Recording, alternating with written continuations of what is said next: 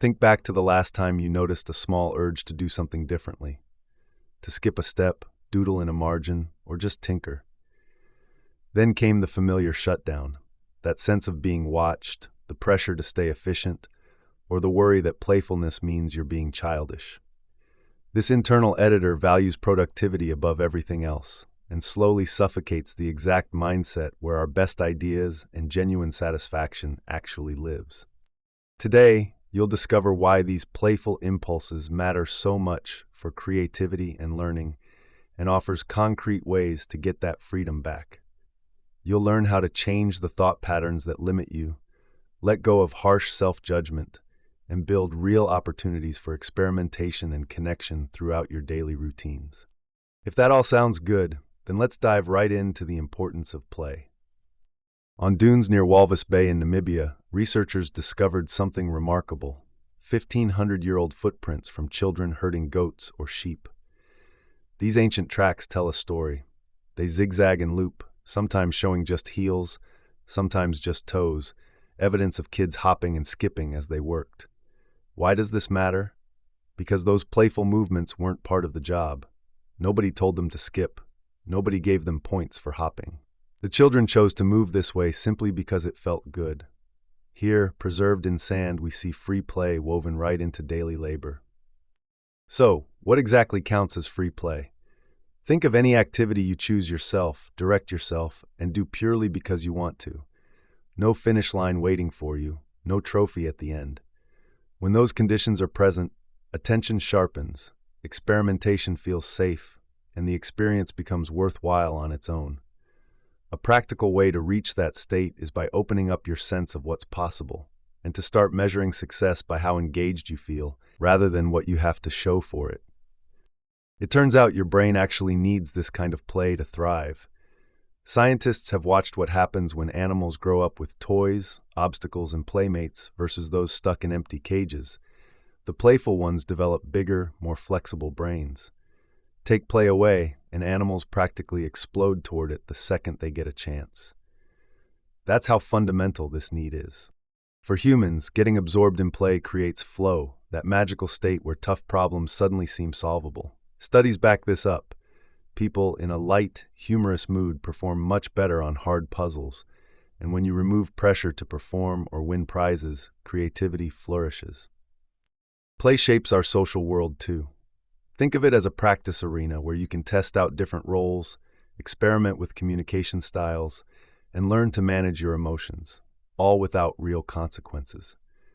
Therapists know this, which is why they use play to help people uncover buried feelings, shift perspectives, and rewrite painful stories with better endings. The laughter that bubbles up during play literally reduces pain and calms anxiety. And when groups play together openly, something powerful happens. Communities bond, especially when times get tough.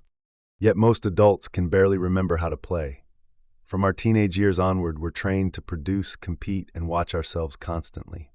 Our calendars fill up, screens take over, and our definition of fun shrinks down to almost nothing. This gap between our fundamental need for play and our adult reality is the central problem we have to solve. The way back starts by fundamentally changing our perception. We must first relearn how to see the world, not just as a series of tasks to be completed, but as a palette of opportunities for engagement. Now that you understand why this matters, you're ready to learn the first skill of a genuinely playful mindset: how to spot the possibilities already hiding in your regular moments. Take a moment to imagine a situation. You're sitting at a quiet airport gate when someone nearby drops their bag on the floor and starts doing yoga stretches. Another passenger glances over, then joins in. Within minutes, 2 more people wander over, claiming that corner for a quick stretch session before boarding. Nobody made an announcement. Nobody put up a sign. One person just decided that waiting area could become something else. And suddenly everyone saw it differently. That's what a playful mindset looks like. You bend the unwritten rules, spot the gaps, and roll with whatever happens next.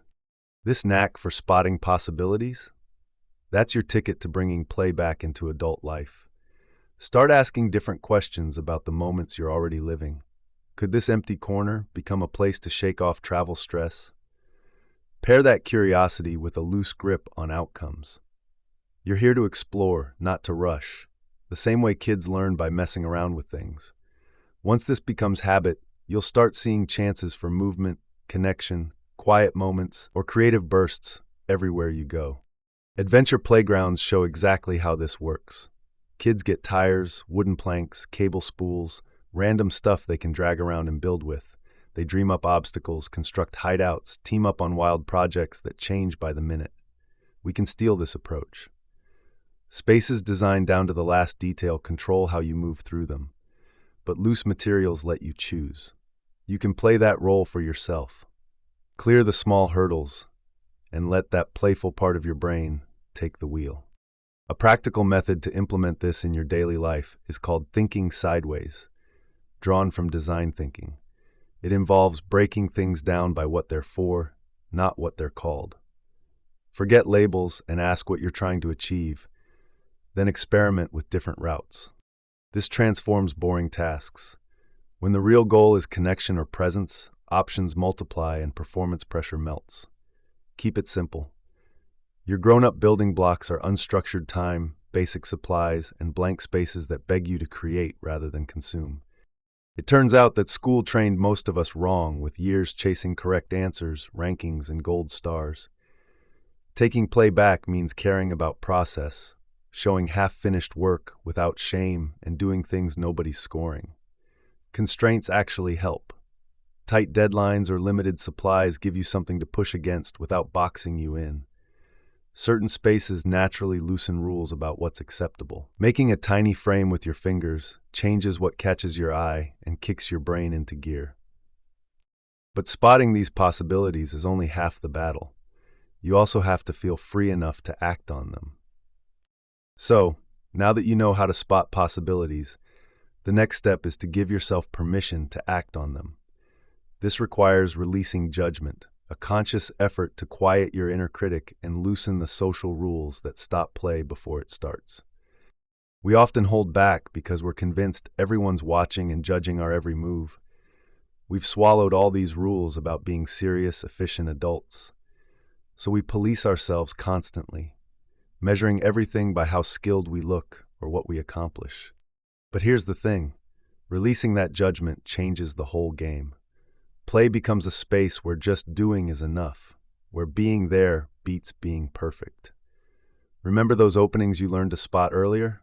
Well, spotting them is useless if you won't let yourself walk through. The beautiful thing is there's no correct way to play, and that's exactly what makes it work. Give people cardboard boxes and markers instead of instruction manuals, and watch what happens. Status disappears. Everyone starts messing around, building weird things, then suddenly making up stories about what they built. Different ideas coexist without anyone needing to win, and nobody pulls rank because there's nothing to be expert at. Of course, your inner critic won't go quietly. You'll need firm boundaries, so set a timer for creation and ban evaluation until later. Early drafts just need to exist, ugly is fine. How you talk to yourself matters too. Yes and or what if opens doors, but saying that's stupid slams them shut. This shift makes trying ideas easier, even at work. Sometimes sketching something together breaks through when talking in circles won't. The magic really happens when groups stop keeping score. When everyone's voice counts equally and ideas belong to everyone, actual innovation shows up. You get more presence, more energy, and more options to carry back into regular life once playtime ends. Now that your inner critic's taking a back seat and you've loosened up those rigid rules, you're ready for the next piece of the puzzle, completely rethinking what winning even means. Take a moment to imagine a dance class where the instructor gives you a starting point instead of choreography to copy. You move because it feels good, you riff on whatever comes up, and exercise just happens along the way. That's where we're headed with the playful mindset. Measuring success by how curious you felt or how present you were. Because when you stop grading everything and start noticing genuine engagement, play finally has room to breathe. The key is changing what you measure. Forget the external rewards. Ask yourself if you enjoyed it or if you learned something. Suddenly, the stakes drop and you've got space to mess around. Failure becomes just information. Missing the target? That's part of playing. The target itself can shift if that keeps things interesting. Education offers a vivid model. In Anji Play preschools in China, children build with simple, abundant materials, set their own challenges, and manage their own risk. Teachers ask what children were curious about, centering process and reflection. That question is powerful for adults too, because it shifts attention from output to motivation and experience. You can make this your new practical tool. Adopt this exact practice. At the end of a meeting or a project, replace the question, "Was this successful?" with "What did we learn?" or "What part of that process was most engaging?" The only goal is to identify what new questions it opened up, which keeps the process alive. This reframing scales directly to teams and institutions. When a team's success is measured by "What did we discover?" instead of "Did we hit the target?", the focus shifts from individual performance to shared ownership of the process. This keeps everyone engaged, not because they're hunting for one right answer, but because they're collectively exploring new questions. With success reframed around curiosity and presence, you're ready for the practical stuff, shaping your actual spaces and routines, so play has room to show up naturally. Remember that solar eclipse in 2024? For a few minutes, everyday life stopped. Millions stepped outside, looked up, and shared the same quiet wonder. No instructions needed, no schedule. The event itself provided a compelling, low-barrier prompt that focused everyone's attention and pulled them in. That eclipse is your model for being your own playworker. You cannot command a celestial event, but you can learn from its effect. The goal is to intentionally create the conditions for that same kind of effortless absorption. This is the final step, where you synthesize all the previous lessons into a single, active practice. Your role as a playworker is to actively set the stage. Start by seeing your environment as raw material, not a fixed set. This is how you use the skill of spotting possibility. Look at a stale meeting room, a boring commute, or a tense group, and treat it as a design problem. Your loose materials are the things you can control: the seating arrangement, the lighting, the music, the tools on the table. Next, your primary job is to diffuse judgment. You must actively lower the pressure to be serious, efficient, or perfect. You can do this by providing low-stakes prompts. Give people cardboard boxes and markers instead of a formal agenda, or use light constraints as a tool: a 10-minute time limit, a challenge to use only 3 random objects, or one silly rule. These boundaries make it safe to begin because they make getting it right impossible. The trick is weaving this playworker mindset into what you're already doing. Don't quarantine it to weekends. Fold it into commutes and errands. If you've got kids, use parallel play. Draw or build alongside them and let your own weird ideas surface. Public rituals show how this works on a larger scale. Think color festivals or street parades where strangers end up laughing together. Being your own playworker also means respecting how different people play. Some love open-ended creating, while others need clear instructions to relax into. Your goal is to facilitate shared enjoyment, which must outrank personal preference. Your own needs will shift too. A space that once invited play might start feeling stale. Moving on becomes part of supporting your own play. This all comes together in one practical, repeatable loop. The starting point for this loop is always the same simple question: what do I need right now, and what tiny experiment might help? This could be a quiet corner when you're depleted, or even something ridiculous when the room feels tense. Then you evaluate it using your new metric.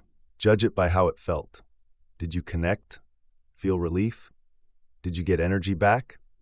Then adjust and try again. With the playworker mindset in hand, you become the person who sets the stage, tries things, learns out loud, and keeps the door to joy propped open.